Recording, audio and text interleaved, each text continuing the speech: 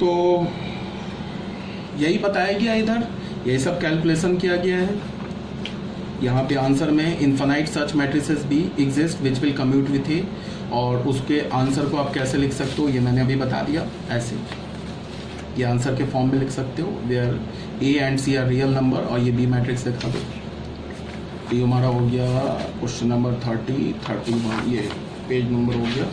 अब आ जाओ question number 9 में। क्वेश्चन नंबर 9 क्या बोल रहा है कि हमारे पास एक मैट्रिक्स ए दे रखा है, हमारे पास एक मैट्रिक्स बी दे रखा है। अब बोल रहा है क्या, and a square is equal to b, then find alpha. तो कुछ नहीं है, ए स्क्वायर को बी बोल रहा है, तो ए स्क्वायर को हमने बी के इक्वल किया, तो हमने जब इस मल्टीप्लाई किया तो हमें क्या मिल गया, ये मैट्रिक्स दोनों इक्वल मिल गया। तो अब कुछ बच्चे क्या करेंगे कि a11 के दोनों साइड से हमने a11 एलिमेंट उठाया, उसको इक्वेट कर दिया। तो अल्फा स्क्वायर किसके इक्वल होगा, 1, alpha is equal two plus minus में। कुछ बच्चे बोलेंगे alpha is equal two plus minus answer हो गया, बट ऐसा नहीं है। मैंने तुम्हें इससे पहले बताया था वीडियो में कि अगर जब भी हमारे पास वेरिएबल एक से ज़्यादा प्लेस पर हो, तो जो वेरिएबल का हम वैल्यू निकालते हैं उस वैल्यू को हम जाके दूसरे प्लेस पर डाल के ये चेक करते हैं कि वो हमारा सिस्टम कंसिस्टेंट आया कि नहीं आया। अगर कंसिस्टेंट आ गया तो उस वेरिएबल के वैल्यू को हम एक्सेप्ट करेंगे, अगर कंसिस्टेंट नहीं आया तो हम नहीं करेंगे। जैसे देखो यहाँ पे अल्फा का वैल्यू प्लस माइनस 1 आया, +1 डालोगे तो 2 इज इक्वल टू 5, कंसिस्टेंट नहीं है।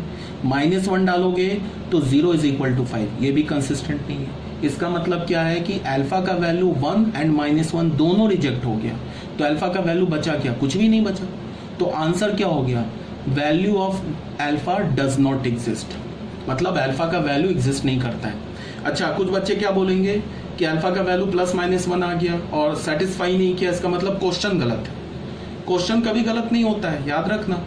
अगर तुम्हें नहीं समझ में आ रहा है तो इसका ये नहीं मतलब है कि तुमसे नहीं सॉल्व हुआ तो क्वेश्चन गलत हो गया, ठीक है।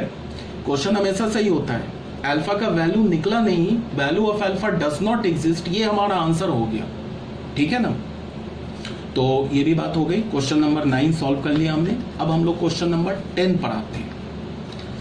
क्वेश्चन नंबर 10 क्या बोल रहा है, इसको देख लो। If A B is equal to B and B A is equal to A, then prove that A square plus B square is equal to A B. देख लो इस क्वेश्चन को। यहां पे क्या बोल रहा है कि सॉल्यूशन 10 देखो, यहां पे क्या बोल रहा है कि अगर ए बी बी के इक्वल है एंड बी ए किसके इक्वल है, B A is equal to A के इक्वल है, तो हमें क्या करना है, to prove A square plus B square is equal to A B, ये हमें प्रूफ करना है, ठीक है, कोई प्रॉब्लम नहीं है। अब जरा देखो ध्यान से, हमने ए स्क्वायर लिखा तो ए स्क्वायर क्या हो जाएगा, ए इंटू ए, ठीक है। तो अब हम लोग क्या कर सकते हैं, ए यहां रहने दिया, अब इस ए की जगह ये बी ए लिख दिया। क्यों लिख दिया, because B is equal to A. अब फिर हमने मैट्रिक्स का एसोसिएटिव रूल यूज किया, इसको मैं ऐसे लिख सकता हूं, a b into a, associative rule पढ़ा चुके हैं। अब ए बी किसके इक्वल है, बी के, तो ये किसके इक्वल हो जाएगा, बी ए। अब फिर बी ए किसके इक्वल है, ए, तो ये किसके इक्वल हो जाएगा, ए के। तो फाइनली हमें यहाँ से क्या मिला, ए स्क्वायर इज इक्वल टू ए, इसे हमने फर्स्ट इक्वेशन मान लिया, ठीक है। उसके बाद क्या है, हमने बी स्क्वायर लिखा, तो बी स्क्वायर को क्या लिख सकते हैं, बी इंटू बी, तो बी, अब इस बी का वैल्यू जो है इसको हम कैसे लिख सकते हैं, यहाँ से ए बी, फिर एसोसिएटिव रूल यूज किया, तो ये क्या हो गया, बी ए इंटू बी। अब फिर बी ए को क्या लिख सकते हैं, ए, तो ये क्या हो जाएगा, ए बी। फिर ए बी किसके इक्वल है, बी के, तो ये क्या हो जाएगा, बी। तो यहाँ से हमें क्या मिला, b square is equal to b, ये हमारा सेकेंड इक्वेशन आ गया। तो from 1 + 2 a square plus B square is equal to a plus b, और ये हमारा क्या हो गया, हेंस प्रूफ हो गया। क्लियर है ना ये बात, कोई दिक्कत नहीं है। अब यहाँ पे क्या है, एक छोटा सा पॉइंट और है कि अगर क्वेश्चन में होता कि a पे पावर 100 प्लस b पे पावर 100 बताओ क्या है, ये पूछता, तो ये भी जो होता हमारा a प्लस बी के इक्वल ही होता। क्यों होता, वो ऐसे तुम देख लो, अगर a स्क्वायर a के इक्वल है तो a क्यूब क्या है हमारे पास, a स्क्वायर इंटू ए, और फिर a स्क्वायर किसके इक्वल है, a के, तो a इंटू ए, फिर ये क्या हो गया, a स्क्वायर, फिर ये किसके इक्वल हो गया, a, तो a क्यूब भी a आ गया ना। अब अगर तुमसे पूछा जाए ए पे पावर 4 निकालने के लिए, तो ये किसके इक्वल होगा, ए क्यूब इंटू ए क्यूब अभी हमने निकाला है, तो ए इंटू ए, तो फिर ये हो गया ए स्क्वायर इज इक्वल टू फिर ए आर।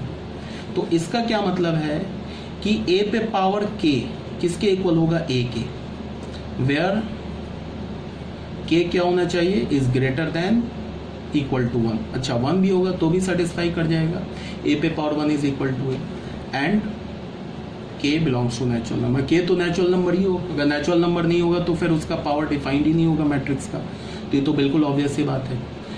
इसी के according b to the power k b भी के ही होगा, ठीक है।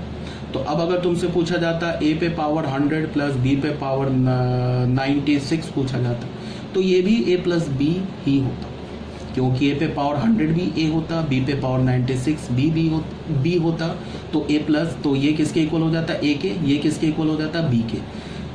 तो ये भी क्लियर होना चाहिए यहाँ से।